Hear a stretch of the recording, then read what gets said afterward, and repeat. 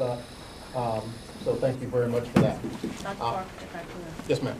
Thank you for them for doing the presentation. My concern is, and I'm not sure if this is the meeting that we're going to have that conversation. The conceptual design is fine, however, and maybe this is going to be forthcoming, and reading through the documentation and the material that we received. I'm concerned because the investment that we would make into this school, it has to be community focused as well. It cannot just, for me, it cannot just be school.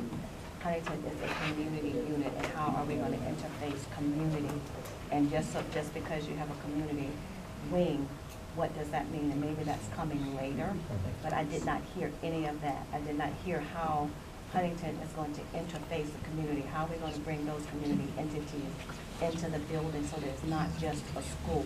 So that not only the students buy into it, but you also have your community to buy in it as well. And so, sitting at the Achievable Dreams Day last weekend, and to see the millions of dollars that went, because people from the community have invested into that. And so, we have to be able to invest people into this opportunity as well. It cannot just be city trying to fund all of this, with there being so many other needs that are there in the community. When you open up to the community, and when we look at what we have at the Achievable Dream Academy, there's so much value there because it embraces the community that it sits in, and it invites partners to the table for community. I'm not seeing that here. And so that's a big concern that I have, that if we invest this, that we need to look broadly, not just at the school building. Okay, this is great, I like the design, I like those kinds of things, but what else are we doing to bring the community into this? And I don't see that, and I don't hear it. I read it, but I'm not seeing that, I'm not hearing that. So that's where I sit with this. So maybe that's forthcoming, but right now, in my reading, I read all the things that you all say you're going to do. I'm not seeing that in what I saw. Right. I appreciate that. Okay.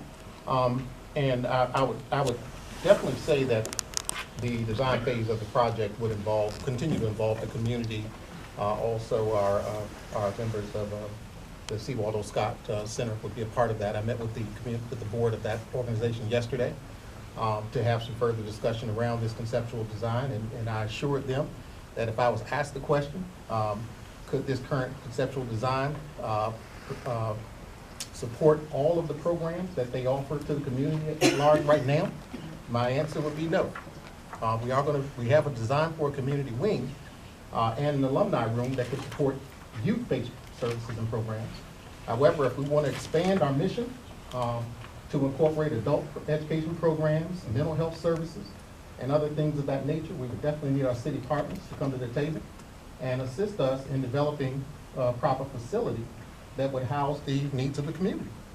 So that is something I've consistently said throughout this project, that we definitely have deference to the community and want to continue to support the community and bring the community to the table. However, a middle school design may not incorporate adult education programs, mental health services, and other programs that C. Waldo Scott Building facility are currently housing. Other options may come forward, such as, what about leaving that aging structure there in place? But we also have to have commitment from our city leadership to maintain that facility, and to make sure that we can continue to properly run services out of that building in a building that for a long term. So there are a lot of decisions, Mrs. Chair, that have to be made that I think it requires all of us to come to the table and make some decisions on, because I don't think the school division will be able to respond to all of those needs with the budget that we're requesting.